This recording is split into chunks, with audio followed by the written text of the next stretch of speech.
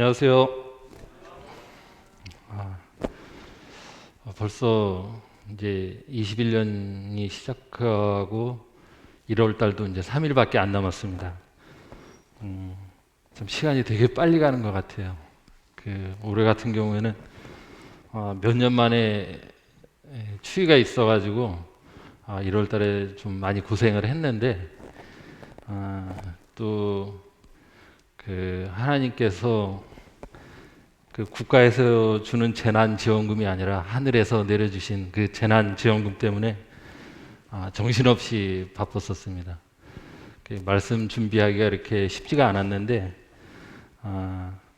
오늘은 우리가 연말에는 보통 한 해를 돌아보고 또 연초에는 올해는 어떻게 살까 이런 계획들을 이렇게 세우고 있는데 이제 저 같은 경우 올해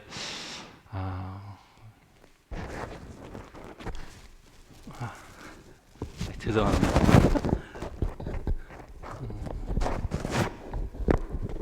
그,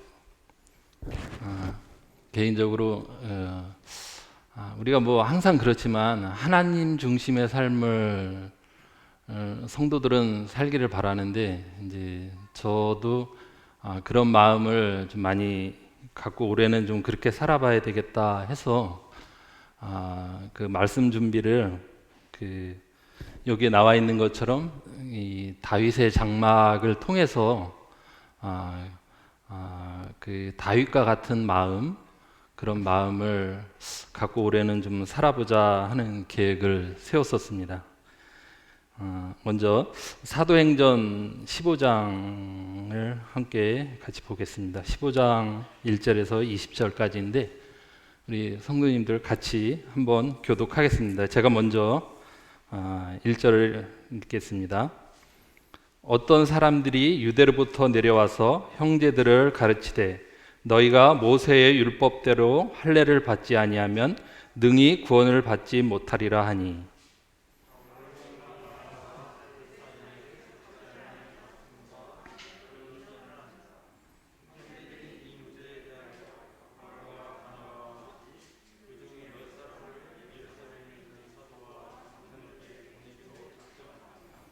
그들이 교회의 전송을 받고 베니게와 사마리아로 다니며 이방인들이 주께 돌아온 일을 말하여 형제들을 다 크게 기쁘게 하더라.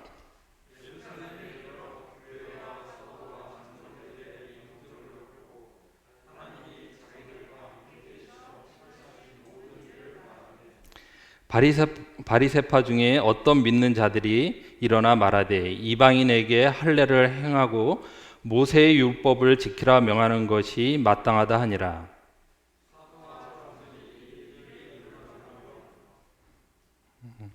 많은 변론이 있은 후에 베드로가 일어나 말하되 형제들아 너희도 알거니와 하나님이 이방인들로 내 입에서 복음의 말씀을 들어 믿게 하시려고 오래전부터 너희 가운데서 나를 택하시고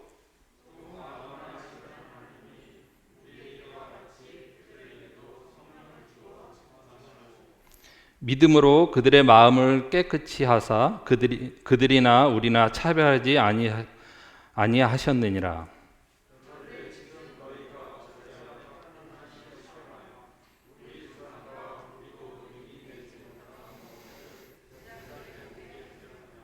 그러나 우리는 그들이 우리와 동일하게 주 예수 은혜로 구원받는 줄을 믿노라 하니라.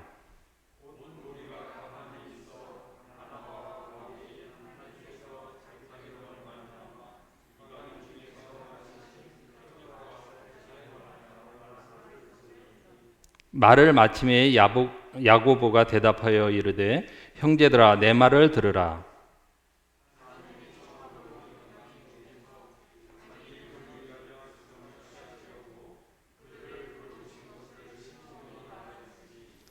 선지자들의 말씀이 이와 일치하도다 기록된 바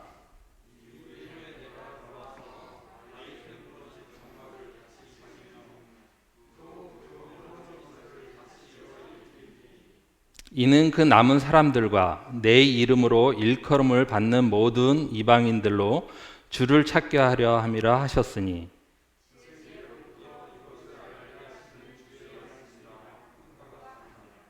그러므로 내 의견에는 이방인 중에서 하나님께로 돌아오는 자들을 괴롭게 하지 말고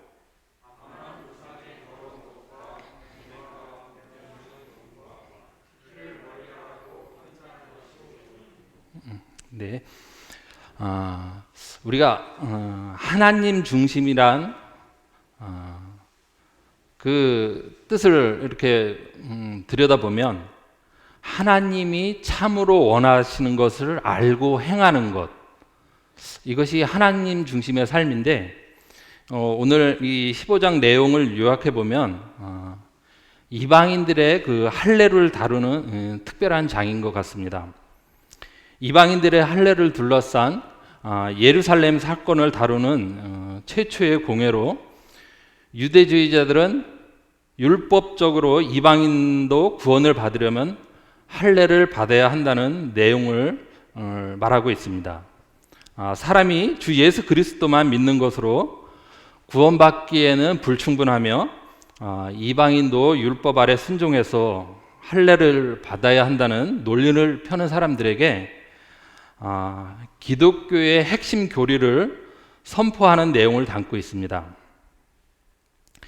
기독교의 핵심 교리는 오직 구원은 믿음으로라는 이신층의의 그 교리가 확고해지는 계기가 되는 이런 사건입니다.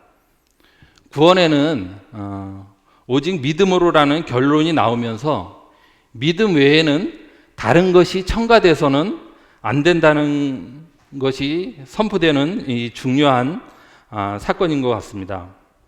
하나님께서는 오직 믿음만을 의로 여기셨습니다. 성경에서 나온 인물로 그 아브라함을 들을 수 있는데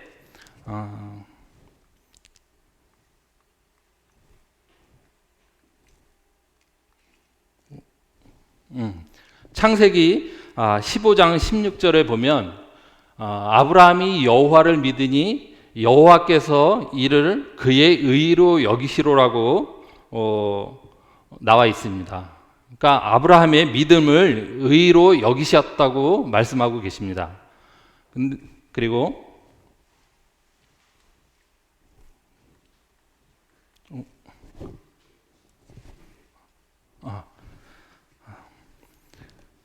그 창세기 17장 23절 24절에 보면 이에 아브라함이 하나님이 자기에게 말씀하신 대로 이날에 그 아들 이스마엘과 집에서 태어난 모든 자와 돈으로 산 모든 자 곧 아브라함의 집 사람 중 모든 남자들을 데려다가 포피를 베었으니 아브라함이 포피를 벤 때는 90세였고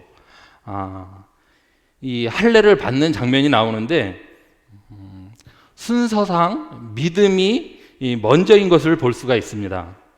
이것으로 볼 때 그 아브라함이 할례를 받아서 의로워진 것이 아니고 또 할례를 받지 않았다고 해서 안 의로워진 것을 나타내는 것이 아닙니다. 15장에서 아브라함이 믿음을 의로 여기셨다는 말씀은 할례를 받지 않고 믿음으로 의롭다 함을 받은 우리를 잘 대변해 주는 것 같습니다. 지금 이 선포를 최종적으로 그 야고보가 했는데 이는 그 아모스서 9장 11절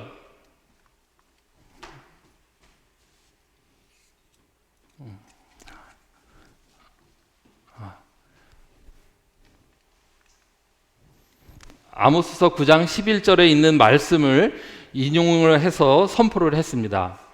그날에 내가 다윗의 무너진 장막을 일으키고 그것들의 틈을 막으며 허물어진 것을 일으켜 옛적과 같이 세우고 아모스서 9장 11절을 인용했는데 우리가 본문에서 읽었었던 것처럼 이방인과 유대인은 구원에 관해서는 차별이 없다는 내용을 보여주고 있습니다. 또 다윗의 무너진 장막을 다시 세우느니 이는 남은 이스라엘 사람들과 모든 이방인들로 주를 찾게 하려 함이라. 이 예언의 말씀을 선포하려는 것입니다. 이스라엘에 남은 사람들이 있고 그리고 주의 이름을 부르는 모든 이방인들을 다윗의 장막에서 예배하게 하리라.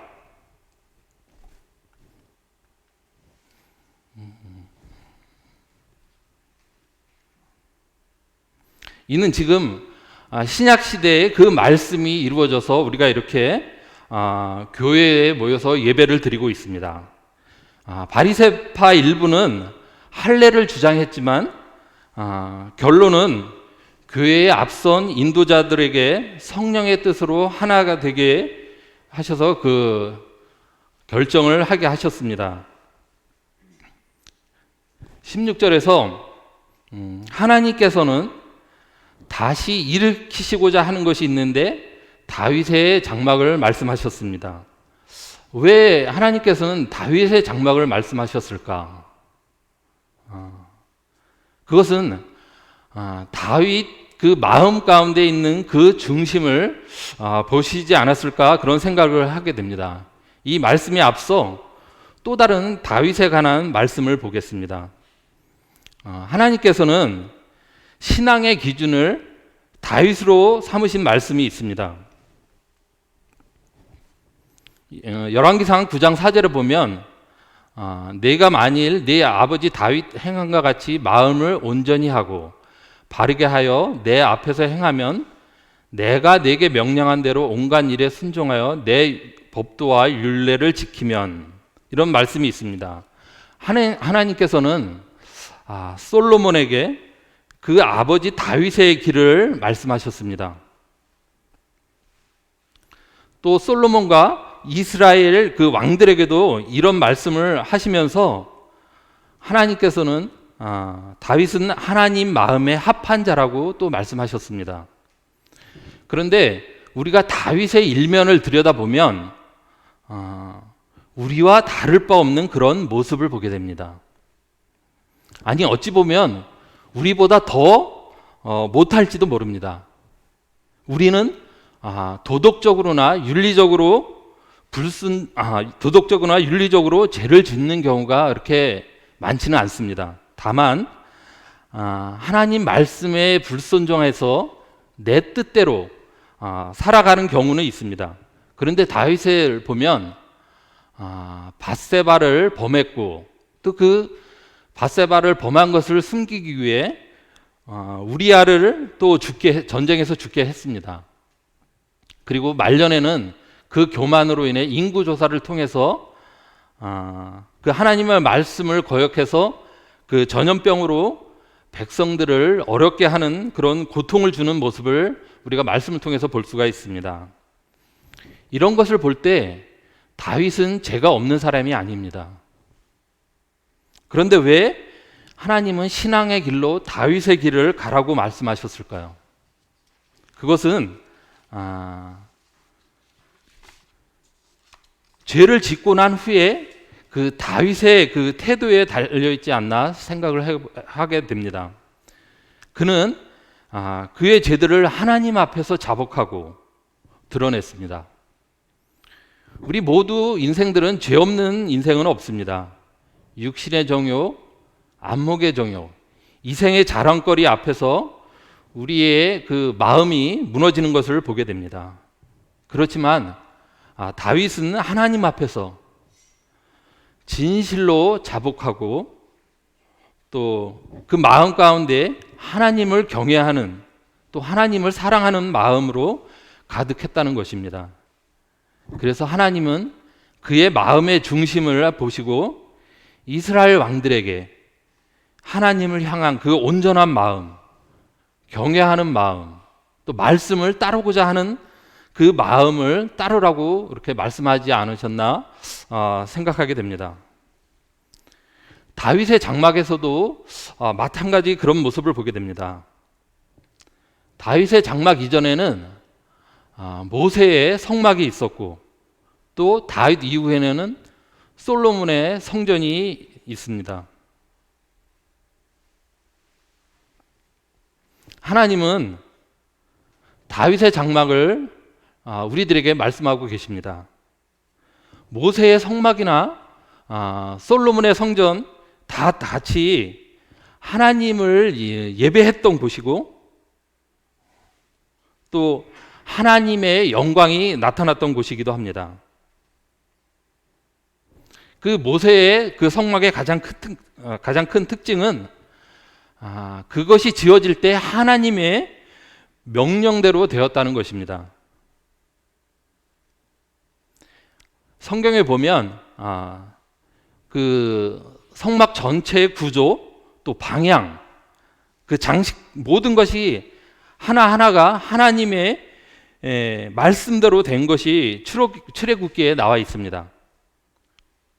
성막에서의 그 재료는 금과 은과 세마포 등 여러 가지가 있지만 성막에서의 가장 큰 재료는 이스라엘 백성들의 그 하나님 말씀에 순종하는 것이 아닐까, 그런 생각을 해보게 됩니다.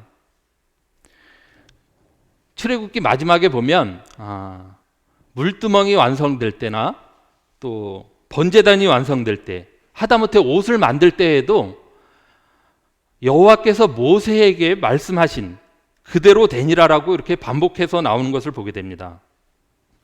이것이 가장 큰 재료가 아닌가, 그렇게 생각을 하게 됩니다.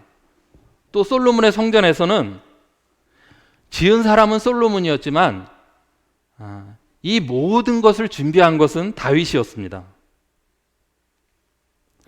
다윗은 성전을 건축하고 싶었지만 하나님께서 그것을 막으셨고, 또 그 아들 솔로몬에 의해서 성전이 지어지리라고 이렇게 말씀하셨습니다. 우리가 이런 상황에서 보면 보통 사람들 같으면 그 우리 마음 가운데 낙심과 실망해 하는 마음이 클 것입니다. 그렇지만 다윗은 더욱더 열심히 준비하는 것을 볼 수가 있습니다.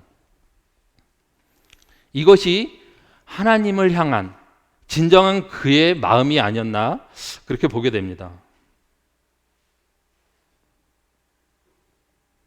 백향목과 또 금, 은, 놋, 돌 어마어마하게 준비합니다. 또 부지와 설계도까지 완벽하게 준비하는 모습을 볼 수가 있습니다. 역대상 28장 11절, 12절, 19절에 보면 성전의 복도와 그 집들과 그 곡관과 다락과 골방과 속죄소의 설계도를 그의 아들 솔로몬에게 주고, 또 그가 영감으로 받은 모든 것, 곧 여호와의 성전의 뜰과 사면의 모든 방과 하나님의 성전 곡관과 성물 곡관의 설계도를 주고, 다윗이 이르되 여호와의 손이 내게 임하여 모든 설계를 그려 나에게 알려주셨느니라, 이렇게 말씀이 나와 있습니다. 그래서 솔로몬의 성전은 다윗의 설계대로 지어진 것입니다. 다윗의 장막은 하나님 마음에 합한 자인 다윗의 마음, 그 중심으로 지어진 예배 처소가 다윗의 장막이라고 볼 수가 있습니다.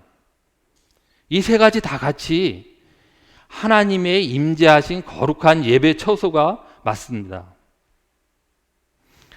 그 배경을 보면 모세의 성막은 여호와의 명령대로 지어지는 것을 볼 수가 있고, 솔로몬의 성전은 하나님의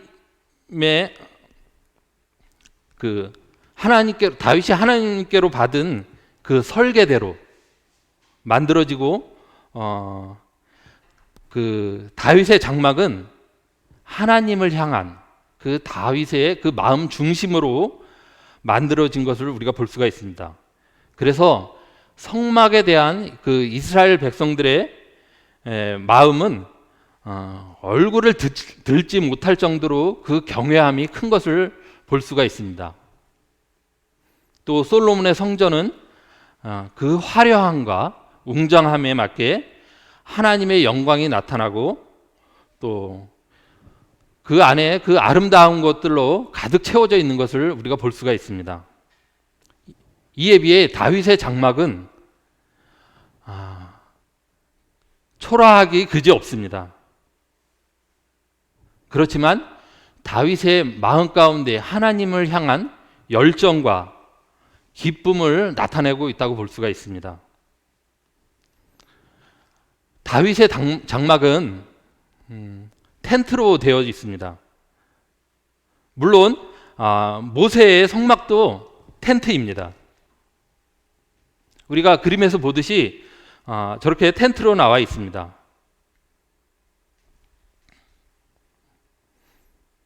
근데 이 같은 텐트이지만 성막은 규모 면에서는 다윗의 그 장막과는 비교가 안 될 정도로 어마어마한 것을 봅니다. 가로 세로 100규빗과 50규빗의 그 크기로 사이즈로 되어 있습니다. 근데 이 다윗의 장막과 또 이 성막과 솔로몬의 성전에 결정적으로 다른 것이 있습니다. 그것이 무엇이냐면 저기 가운데 보면 휘장이라는 것이 있습니다. 솔로몬의 성전과 성막에서는 휘장이 있었지만 다윗의 장막에서는 휘장이 없는 것을 볼 수가 있습니다. 성막은 지성소와 또 성소를 구분하는 휘장이 가운데 있습니다. 성막은 그 성막을 폼으로 지은 것이 솔로몬의 성전인데 이 성전에서도 휘장이 있습니다. 그런데 다윗의 장막에서는 휘장이 없습니다.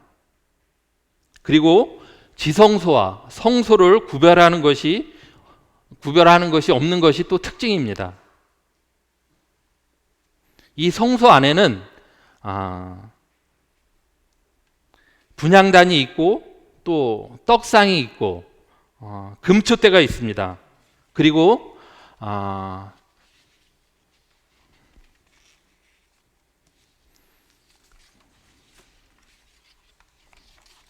그 안에는 하나님의 법궤가 있습니다. 그리고 휘장이 가로막고 있는데 그 휘장 안에서는 1년에 한 번 대제사장이 속죄일에 들어갈 수 있는 것이 지성소입니다. 그런데 다윗의 장막에는 법궤 하나만 달랑이 있습니다. 장막에 들어가면 그냥 법궤 하나가 바로 우리 앞에 나타나 있는 것입니다. 예수님께서 십자가에 돌아가실 때 일어난 사건이 있습니다. 우리가 잘 아는 대로 성전 안에 있는 휘장이 위에서 아래로 찢어지는 사건입니다. 그래서 우리가 하나님 앞에 담대히 나갈 수 있는 새로운 길이 열린 것입니다. 그런데 다윗은 구약시대 사람입니다. 구약시대 사람인데 어떻게 휘장이 없을 수 있을까? 또 하나님과 분리시키는 장벽이 없습니다. 대제사장만이 1년에 한 번 들어갈 수 있는 곳인데 장벽이 없는 것입니다. 모세의 성막은 하나님께 예배를 드리는 원형이고 또 솔로몬의 성전은 그 모세의 성막을 모델로 화려하고 아름답고 웅장하게 지은 폼과 같은 것입니다. 그에 반해 다윗의 장막은 예배의 본질을 설명을 해주고 있다고 우리가 볼 수가 있습니다. 예배의 본질은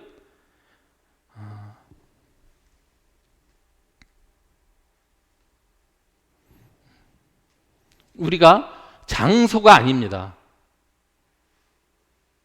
우리는 하나님 앞에 담대히 나가서 하나님을 향해 예배하는 것입니다. 번제단이 또 물두멍이 금초대가 없어도 오벳에돔의 집에서 나온 법궤 하나뿐이어도 우리가 다윗의 장막에서 하나님께 예배를 드리는 것입니다. 이것이 하나님께서 다윗의 장막을 통해서 우리에게 주는 교훈이 아닌가 이렇게 생각을 해보게 됩니다. 다윗의 장막은 장소적으로 초라하고 작습니다. 그러나 그 안에 섬기는 사람을 보면 역대상에 나와 있는 말씀을 보면 제사장과 찬양을 담당하는 반열을 24개로 나누는 것을 보게 됩니다. 또 악기를 다루는 사람을 약 4,000명으로 돌아가면서 찬양하는 것을 또 보게 됩니다. 그리고 찬양하는 사람을 288명으로 정해져 있습니다. 장막은 작지만 섬기는 사람들을 보면 문지기까지 해서 한 만여 명 정도가 된다고 합니다. 우리 눈으로 보이는 것은 작지만 절대 작은 것이 아닙니다. 다윗의 장막에서는 또 하루도 빠짐없이 예배를 드리는 자들이 있었습니다. 아침과 저녁으로 번제 예배를 드립니다. 그리고 번제 예배 때 찬양을 드렸다고 합니다. 하루도 빠짐없이 예배와 찬양이 흘러나왔습니다. 그것이 모세의 성막과 또 솔로몬의 성전과 달랐다는 것입니다. 그것이 또 휘장이 없이 하나님의 임재를 나타내는 그 언약궤 앞에서 이루어졌다고 합니다. 그래서 하나님께서는 모세의 성막이 아니라 또 솔로몬의 성전이 아니라 다윗의 장막을 일으켜 세우시겠다고 말씀하고 계십니다. 이스라엘 사람들과 이방 사람들이 다 같이 예배드리는 장소, 다윗의 장막을 일으켜 세워서 예배하게 하리라 그렇게 말씀하고 계십니다.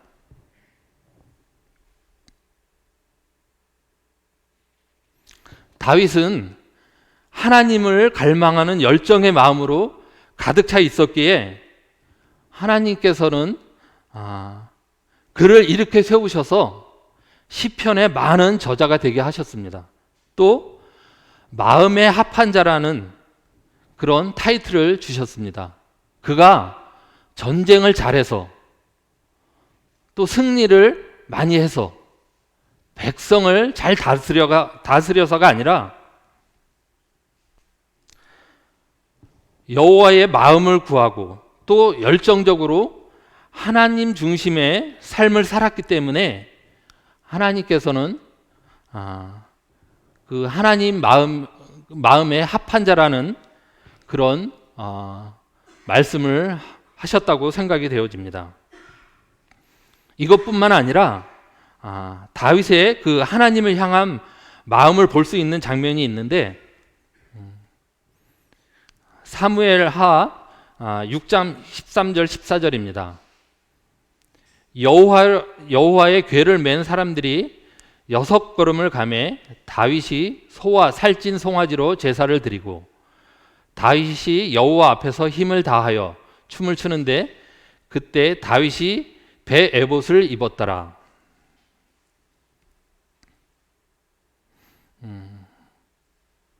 다윗은 여호와 앞에서 춤을 춥니다. 오베데돔의 집에서 다윗의 장막까지 16km 정도 되는데 6걸음을 갈 때마다 한 번씩 제사를 드렸다고 나와 있습니다.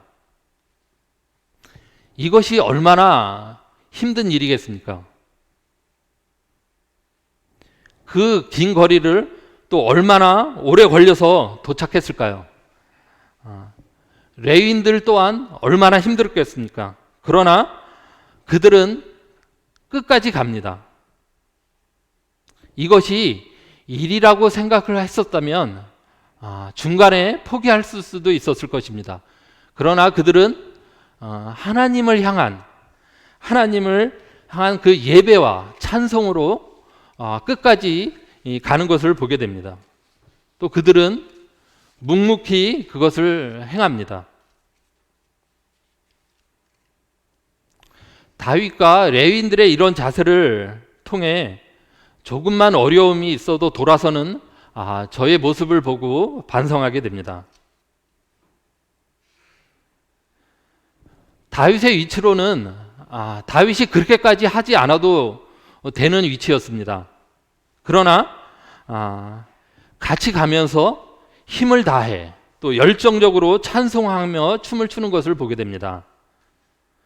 심지어 그의 아내 미갈의 업신여김을 받아가며 그 춤을 추는 것을 보게 됩니다.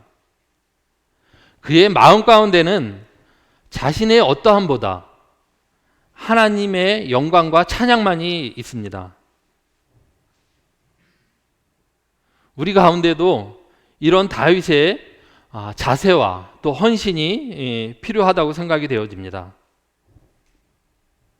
또 한 사람을 보겠습니다. 사무엘하 6장 10절입니다. 다윗이 여호와의 궤를 옮겨 다윗성 자기로 메어 가기를 즐겨하지 아니하고 가드 사람 오벳 에돔의 집으로 메어 간지라. 빼앗겼던 법궤가 돌아올 때의 사건입니다. 여기에 나와 있는 이 오벳 에돔은 블레셋 지방의 가드 사람입니다. 이 법궤는 블레셋에 빼앗겼다가 다시 돌아오면서 아비나답의 집에 모셔오게 되는데 20년이라는 세월 동안 그 집에 있습니다. 근데 이 법궤가 나갈 때 문제가 생깁니다. 소가 끄는 수레에 싣고 가다가 나군의 타작마당에서 소들이 뛰므로 웃사가 그 궤를 붙잡다가 그만 죽고 마는 사건입니다. 이 일로 인해서 베레스 웃사라는 이름으로 불리게 되었는데 오벳 에돔은 축복이었지만 이 아비나답은 저주스러운 일이 되었습니다. 왜 그런 일이 일어났을까? 하나님의 말씀을 어겼기 때문입니다. 그 궤의 운반 방법이 있었는데 레위 사람이 궤를 꿰어서 메고 운반을 했어야 했는데 말씀에 어긋난 행동으로 이어졌기 때문에 이 웃사가 죽게 되었습니다. 이것은 신령과 진정으로 하나님의 궤를 섬겼어야 되는데 그들의 가운데서는 신령과 진정성이 없었습니다. 하나님께서는 마음을 다하고 성품을 다하고 뜻을 다하여 섬기라고 하셨습니다. 그렇지만 아비나답은 20년이라는 그 기간 동안 어찌 보면 의무적으로 그 다음에 형식적으로 종교적으로 그것을 보관하지 않았나 그렇게 생각을 해보게 됩니다. 이것으로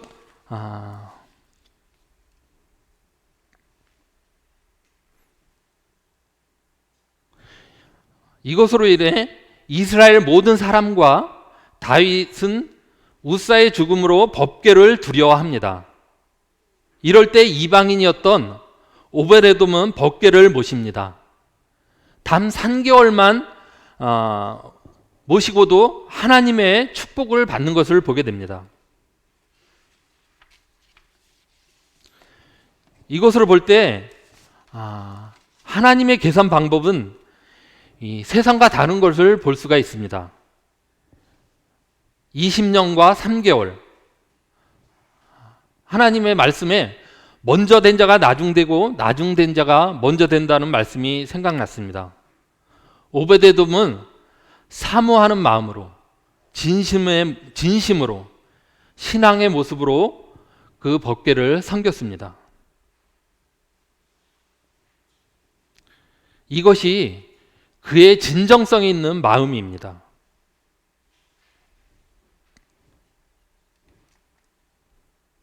또 한 가지 말씀을 보겠습니다. 역대상 15장 24절입니다. 제사장 스바냐와 요사박과 느다넬과 아미세와 스가랴와 브나야와 엘리에셀은 하나님의 궤 앞에서 나팔을 부는 자요, 오벳에돔과 여히야는 궤 앞에서 문을 지키는 자이더라.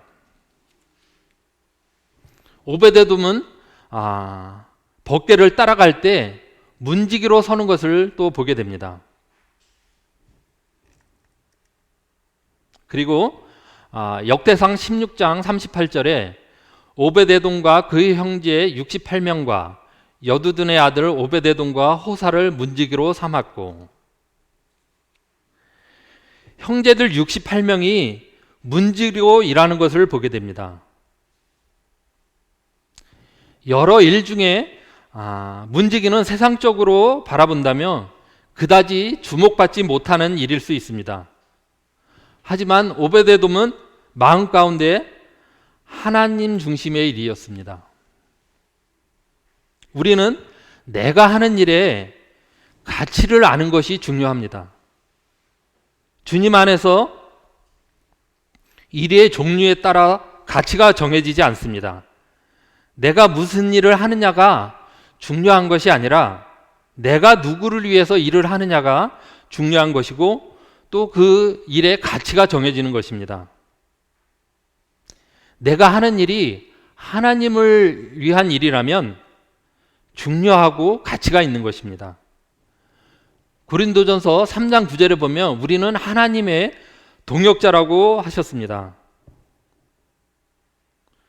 우리는 하나님의 동역자인데 때로는 내 일에 하나님이 우리의 동역자가 될 때가 있습니다. 내가 하는 일이 나의 목적을 위한 일이라면 아무리 큰 일이라도 가치가 없는 것입니다. 그 일은 악하고 또 멸망의 길인 것입니다.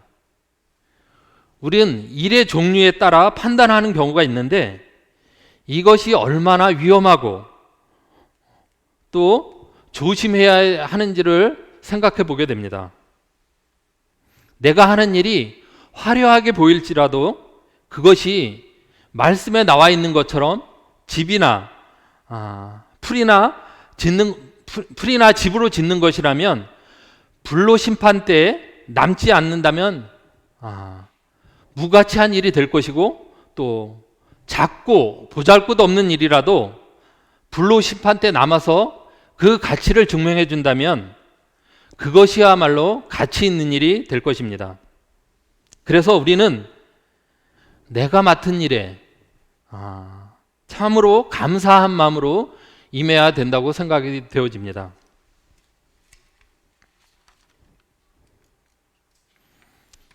시편 84편 10절에 주의 궁정에서 한 날이 다른 곳에서의 첫날보다 나은즉 악인의 장막에서 사는 것보다 내 하나님의 성문 문지기로 있는 것이 좋사오니 라는 말씀이 있습니다.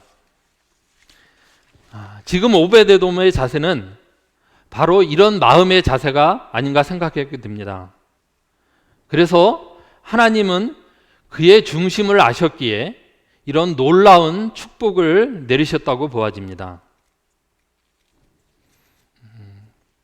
말씀을 준비하면서 21년에는 저에게도 이 다윗의 마음과 오벳에돔의 그 삶의 모습을 통해서 하나님 앞에서 우리가 어떤 마음으로 살아야 될지를 제 자신이 한번 돌아보게 되었습니다. 진정으로 하나님이 기뻐하시는 하나님 중심, 하나님이 참으로 알고 살기를 원하시는 이 두 사람의 삶의 모습을 통해서 우리가 또 저와 우리 성도교회 모든 성도님들이 그런 삶을 본받았으면 하는 마음에서 이런 말씀을 준비하게 됐습니다. 시편 27편 4절에 내가 여호와께서 바라는 한 가지 일, 그것을 구하리니 곧 내가 내 평생에 여호와의 집에 살면서 여호와의 아름다움을 바라보며 그의 성전에서 사모하는 그것이라. 다윗의 이런 고백처럼 우리 성도교의 모든 성도님들이 올 한 해에도 다윗과 같은 이런 고백의 삶을 살기를 바라겠습니다. 이것으로 말씀을 마치겠습니다.